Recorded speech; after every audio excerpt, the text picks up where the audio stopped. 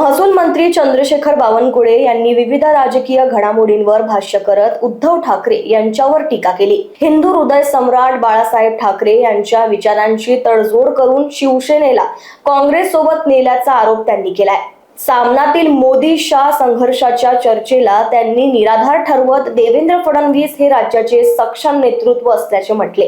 राज ठाकरे यांच्या सूचनांचा सरकार सकारात्मक विचार करेल असेही त्यांनी स्पष्ट केले। तसेच सिद्धिविनायक मंदिर निधी, कोतवालांना आरक्षण आणि इतर विषयांवरही सरकारची भूमिका त्यांनी मांडली। काँग्रेसच्या नेत्याचे संस्कार संस्कृती अशीच आहे जे अशा पद्धतीचे वर्तन या राज्यामध्ये करतात। त्यामुळे तर बोध घेतला पाहिजे त्यांनी की काय करतोय, कशाकरता करतोय।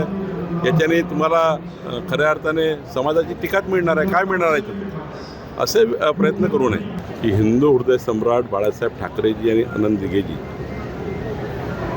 यांचे फोटो आमच्या सर्वांच्या हृदयाच्या रक्ताच्या वाहिनीमध्ये आहे। त्यामुळं इथं फोटो लावला नाही, तिथं फोटो लावला नाही, यापेक्षा त्यांनी समजलं पाहिजे संजय राऊत आणि टीमनी की त्यांनी तर विचारच सोडून दिले।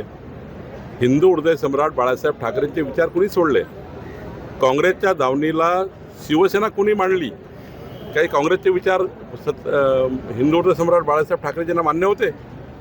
त्यांनी असं म्हटलं होतं, तर ज्या दिवशी मला काँग्रेसच्या दावणीला जावं लागेल त्या दिवशी मी पक्ष विसर्जित करून टाकू, हे भूमिका घेतली होती। तुम्ही काय केलं आहे? तुम्ही तर विचाराशी या ठिकाणी कॉम्प्रोमाइज केली। तुम्ही त्या ठिकाणी काँग्रेसच्या विचार स्वीकारले।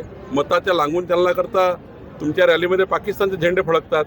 तुम्ही काय सांगता लोकांना? कुणाला संस्कार शिकवता? आणि त्यामुळं हे बोलणं सोपं आहे, वागणं कठीण आहे। हिंदू हृदय सम्राट बाळासाहेब ठाकरे यांचे विचार ज्या दिवशी उद्धव ठाकरेजी किंवा टीम अंगीकारेल त्या दिवशी खरी शिवसेना तयार होईल। त्यांनी विचार सोडले, हाच त्यांचा प्रॉब्लेम।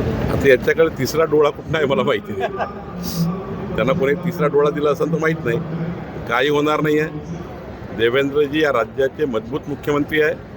विकसित महाराष्ट्राचा संकल्प देवेंद्रही पूर्ण करू शकतात। त्यामुळं अशा वावड्यांना, अशा बोलण्याला काही अर्थ नाही। Bureau report, Lokvahini media, Ratnagiri.